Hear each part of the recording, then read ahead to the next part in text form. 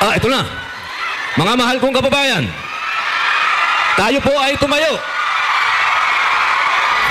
Atin pong salubungin ang pinakamagaling na Pangulo ng Pilipinas, Rodrigo Roa Duterte! Magkita-kita tayo doon sa ating bayan. Kaya lang sa sitwasyon natin ngayon, kailangan talaga pumunta tayo sa ibang bayan maghanap buhay. Kaya kayong lahat na mga dalaga pa,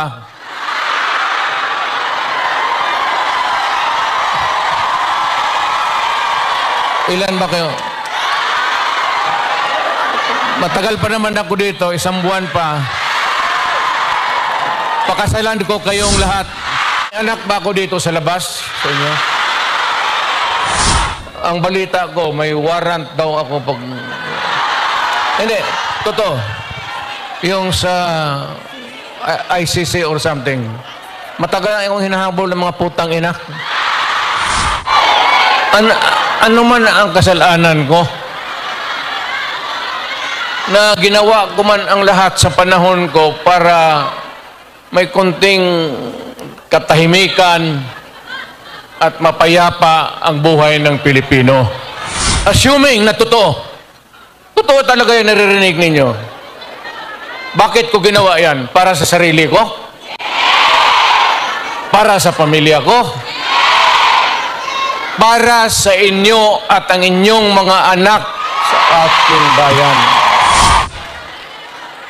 Paglabas ko sa presuhan, pagawaan ninyo akong monumento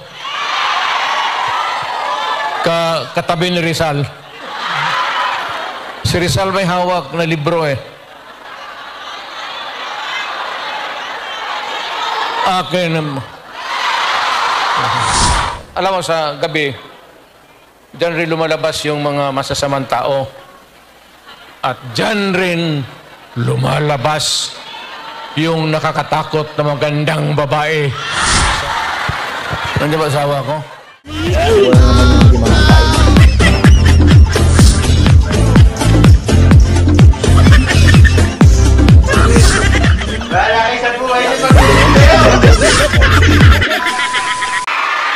Ito na. Mga mahal kong kababayan, tayo po ay tumayo. Atin pong salubungin ang pinakamagaling na Pangulo ng Pilipinas, Rodrigo Roa Duterte!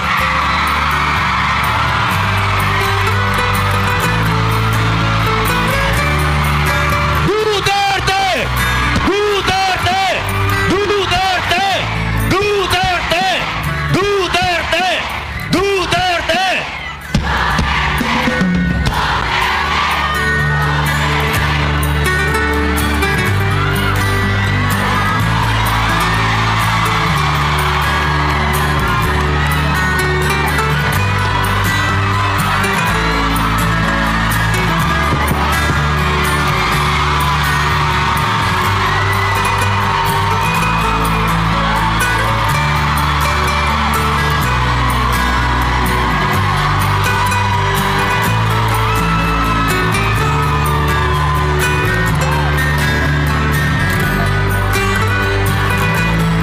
Magandang hapon ho sa inyong lahat. Alam niyo, I do not know if you still believe in me.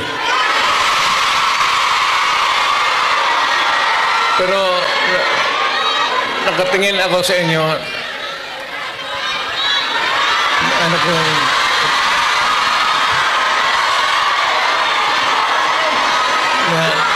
Dapat magkita-kita tayo doon sa ating bayan. Kaya lang sa sitwasyon natin ngayon, kailangan talaga pumunta tayo sa ibang bayan maghanap buhay. Pero sa akin, the fact that malayo kayo sa pamilya ninyo,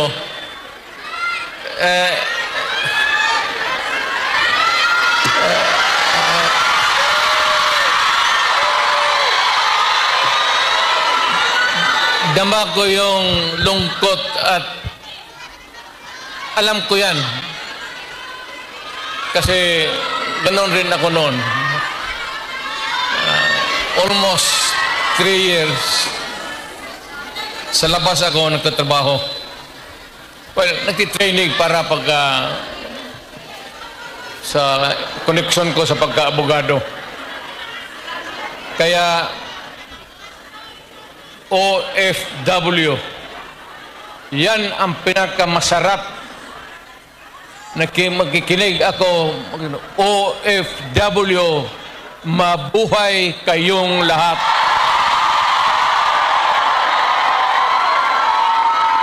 At ang mundo dapat magpasalamat na merong mga Pilipino na magpunta dito sa kanila, sa ibang bayan, para magtrabaho para sa kanila at para sa atin, makaipon ng pera para sa pamilya natin.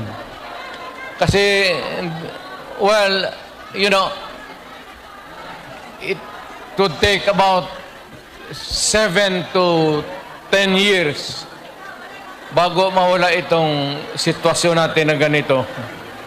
But in the meantime, that we are not really ready economically to provide opportunities na trabaho para sa lahat, then I said, napipilitan tayo dito maghanap ng trabaho para sa ating mga pamilya.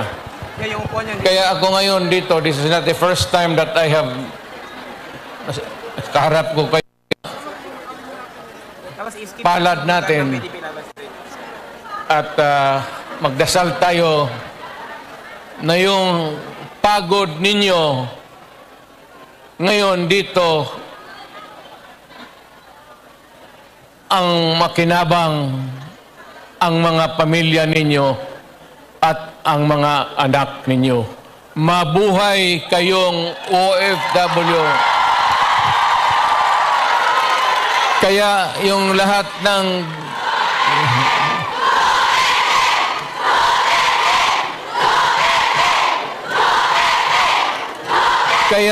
kayong lahat ng mga dalaga pa,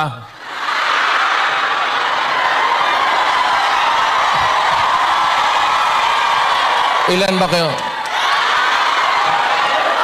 Matagal pa naman ako dito, 1 buwan pa. Pakasalan ko kayong lahat para lumigaya kayo at magkaroon ako ng maraming pera.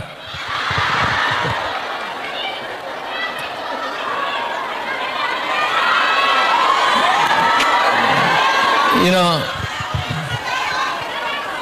hindi lang ito sabihin ninyo. Hindi ako nagbubula, ha? Yung mga taga rito na tumanda na nung nakilala yung pamilya ko.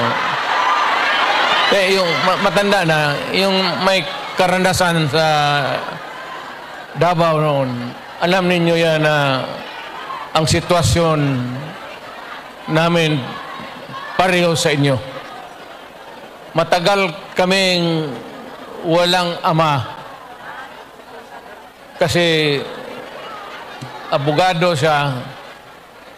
Maano pa naman ang Pilipinas noon, ang hanap buhay nasa siyudad talaga.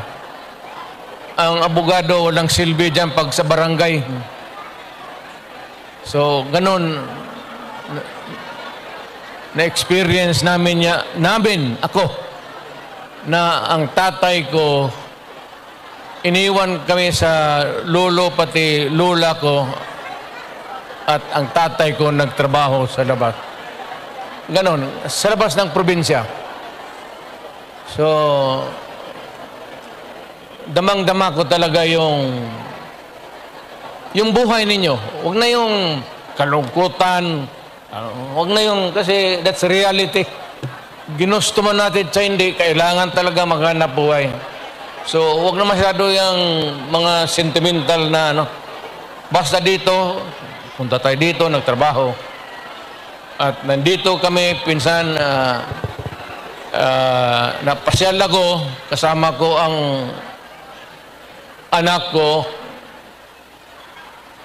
Saan ba si...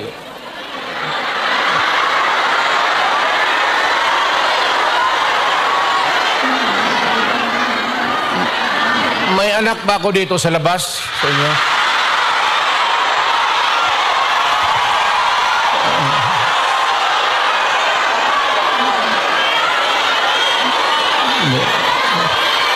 Sobra naman yung 5.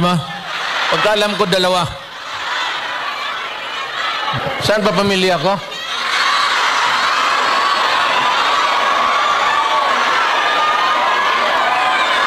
Si Inday na nakausap, okay na.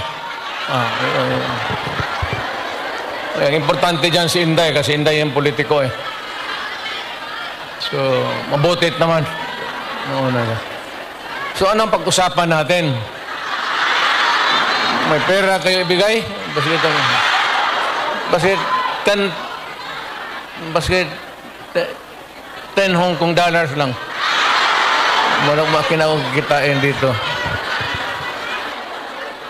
Well, ang problema natin sa Pilipinas ngayon, hindi na kasing bigat noon. You know, you'll have to be patient with government. It is not at all times maganda. Minsan, ang gobyerno may kapalpakan. Ang akin lang, well, of course, kasi from the outside na ako, na makikita ako na yung ganito, yung seldom na tinitignan ng tao, ng Kongreso, na masilip lang man kayo kung ano ang kailangan, not only dito sa Hong Kong, but all over the world, Filipinos who work there because they have to. So, ang akin, nagpapasalamat ako, ang una-una, yung tulong ninyo sa economy ng bayan. At second, yung social order. Yung problema na yung mga anak natin makapag-aral ng husto. Kaya naman ako nakita ninyo na patong-patong ang kaso ko. Sa totoo lang, baka ang balita ko, may warrant daw ako pag... Hindi, totoo. Yung sa ICC or something. Matagal na akong hinahabol ng mga putang ina.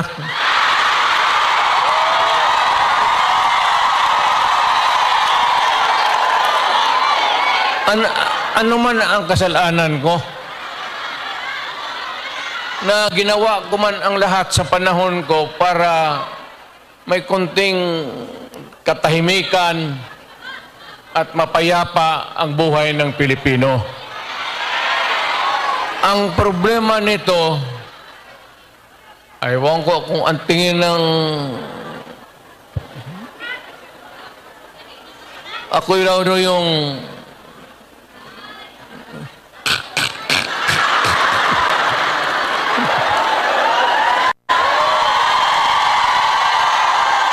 o ganito na lang. Ito ganito na lang. O sabi ko, assuming na totoo talaga yung naririnig ninyo, bakit ko ginawa yan? Para sa sarili ko? Para sa pamilya ko? Para sa inyo at ang inyong mga anak sa ating bayan. Kaya ako man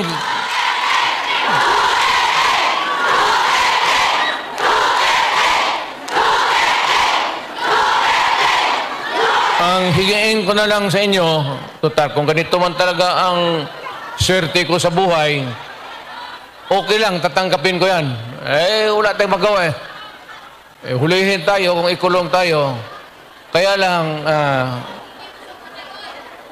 meantime, mag-contribute kayo, baski $5, $10, para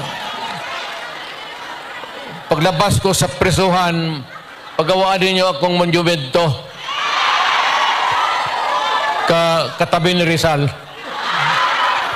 Si Rizal may hawak na libro eh. Akin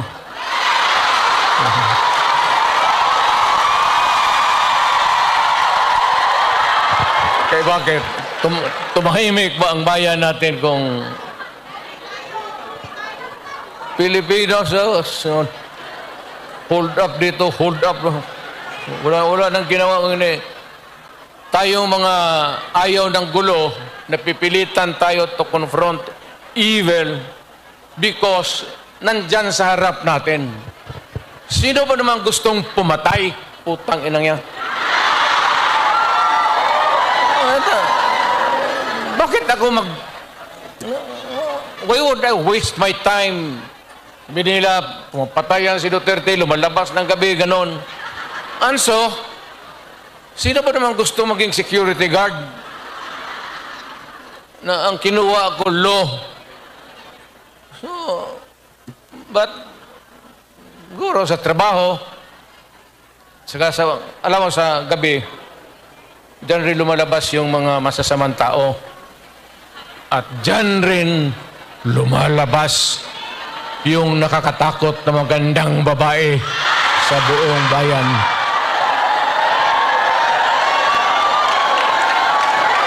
Sino bang nakita ninyo maganda sa araw? Nakita? Sige, sa araw. Yung nagtatrabaho, patay ng basket, na mamalinggi. Pero pagkagabi, makita mo, lumalabas. Mga anghel, gising na. Ang mga demonyong putang ina, tulog na.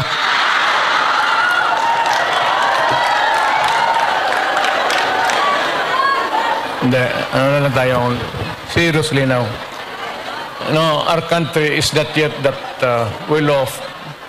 I'm very sorry na nakikita tayo dito at kayong napunta dito sa loob kasi sa labas mga Pilipino rin naghihintay doon. So sino may-ari itong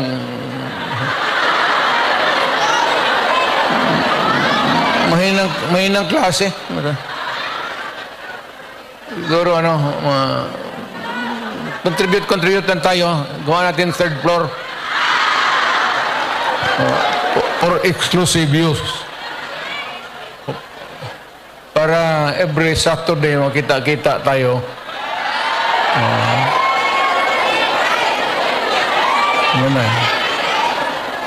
Maraming mag-uwi dyan, buntis na. Yung mga dalaga.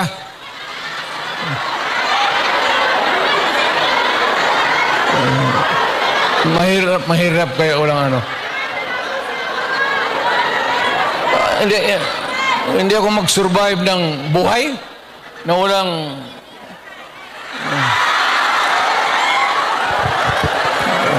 dito pa. Nandiyan ba asawa ko?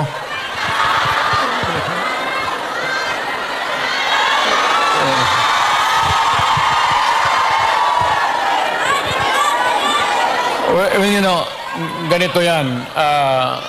We were not really ordered, but maybe it was a form of an order. But ang dumating sa atin ay request from the Hong Kong authorities that we avoid talking about politics. Ako wala naman akong no plans to talk about politics. It's too early. I will talk about it sa Pilipinas. Doon na lang kayo makinig. I'm not trying to na kayo you vote for I leave it up to you to decide for your own kung ano talaga ang mabuti para sa bayan. Pero kung ano kayo, if you have to listen to some advice, maybe you can consider the advice ng former president. An advice that is only good for the country. I am not talking about any candidate, but the interest of the Philippines. So, but mayroon akong mga kaibigan na nandito. Grupo kami dumating. I happen to promise my... Saan nga yung... Wala pang asawa ko.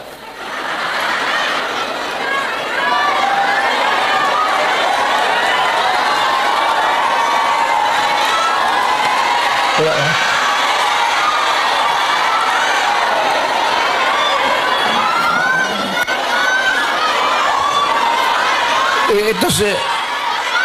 ito si Hanelet kasi ang asawa ko overseas worker niya. Yung asawa ko ngayon, yung una kong asawa, wag na yun. Nanay ni Inda yun, medyo problema tayo. Alam mo yung nanay ba ni Inday? Tisayan. Tapos nakita ko yan sa aeroplano, stewardess eh. So, pag hinanap ko kung saan yung bahay. Doon sa Monteverde, doon sa Davao, pasok ako sa mga bahay-bahay doon, nakita ko ang gaga. Nagalaba. Sabi ko, maganda ito ah. Tapos hagdanan ako sa kabilang, sabi ko, Miss, labandera ka?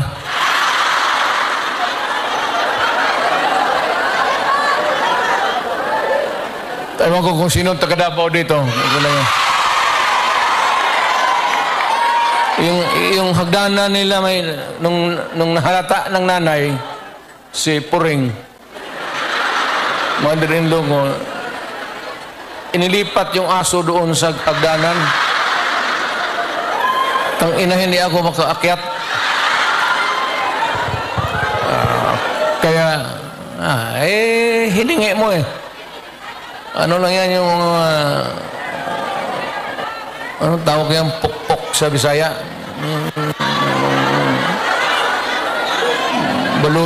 Balutin mo ng karne, tapon mo doon. 2 araw, ang aso nila, 2 araw na ako na, tangina mo. Nung namatay,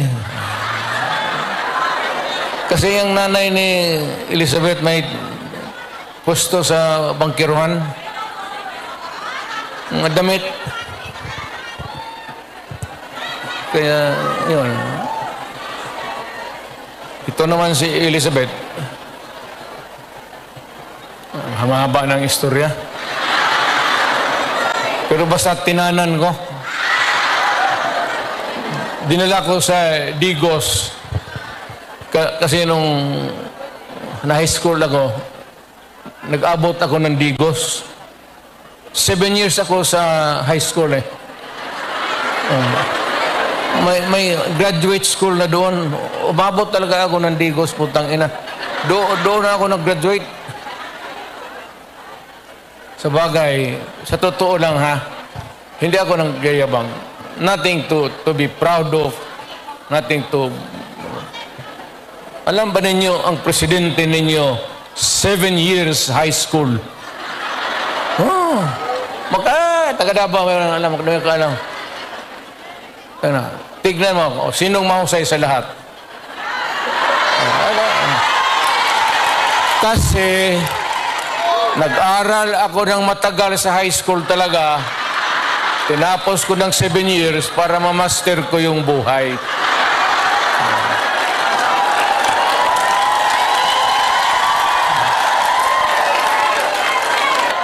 Ano ba itong Pilipinas? Maligaya kayo o hindi? Maligaya pala sa bahay, hindi na. Yung Inday na. Yun ang maldita. Di ba sinabi ko sa inyo, sino yung mga matatanda dito nanan? Di ba sinabi ko sa inyo, maliit pa yan si Inday. Sinabi ko na sa inyo, maldita yan, bantay kayo. So, nakita nila, nagbugbog ng pulis. Hindi lang yun. Hindi, yung nakita lang ninyo sa TV, maraming binugbog yan, mga driver namin, pati buang talaga yan si Inday. Pero kung yun ang masunod sa inyo, magsunod sa akin pagka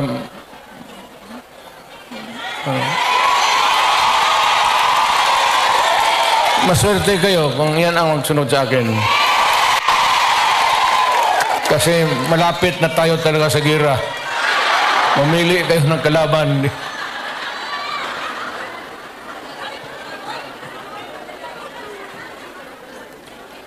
Ano pa ba? Ano pa ba ang seriously now? Ano pa ba ang dapat ninyong malaman? Well, one is that we're trying really to improve the governance of the country to help. Lalo na kayo who are here working, sending the remittances, the money to make your family stronger. I would encourage you to, number one, pray to God that you will persevere. Hindi naman tiis, pero yung mag-persevere ka sa trabaho ninyo. Kasi pag ako, kung hindi na mayor, mag-apply na rin ako dito sa Hong Kong.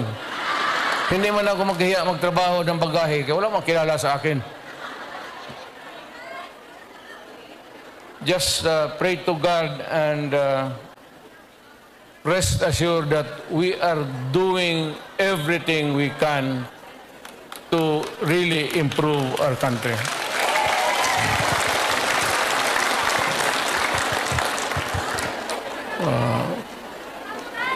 Well, anyway, kung hindi ko kayo maano, mayang gabi sa may plaza ba dito? Mag-upo lang ako doon, isa-isa lang. Hindi sabay kasi, hindi kaya. Istorya tayo ng problema natin sa buhay.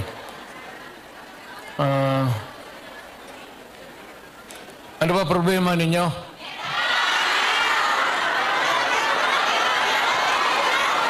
Ano problema ninyo?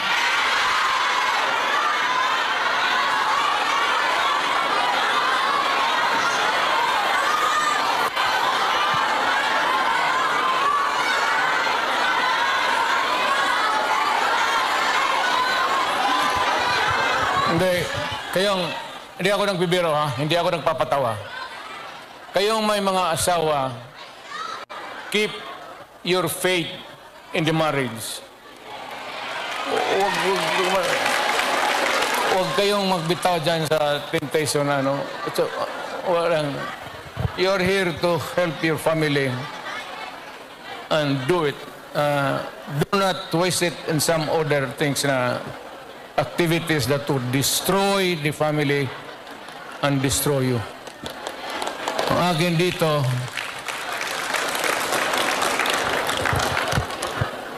dito, punta lang ako from time to time. Pero kung kailangan talaga ninyo, hindi ako nagbiro ha.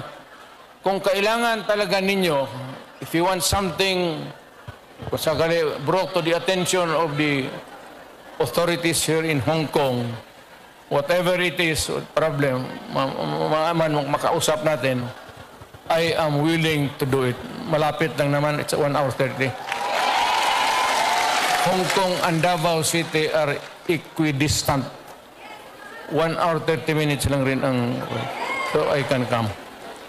Kung ano lang, huwag kayo pabigla-bigla. Huwag kayo mapabigla-bigla. Kung hindi mo kaya, sino bang... Yung leader ninyo, kung hindi ninyo kaya, baski anong klase yung problema, kung hindi na ninyo kaya, tawagan ninyo ako. Kung may problema ka sa asawa ninyo, iwan, putulin natin yung utin ng butang ina nito.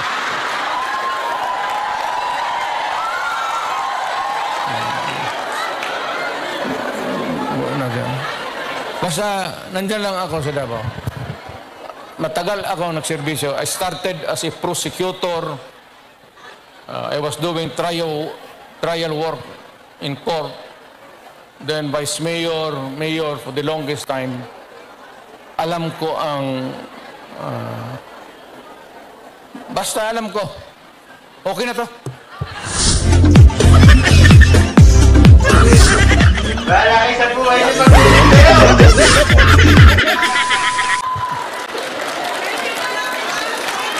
Yung may apologies sincere sa yung mga Pilipino na hindi nakapasok.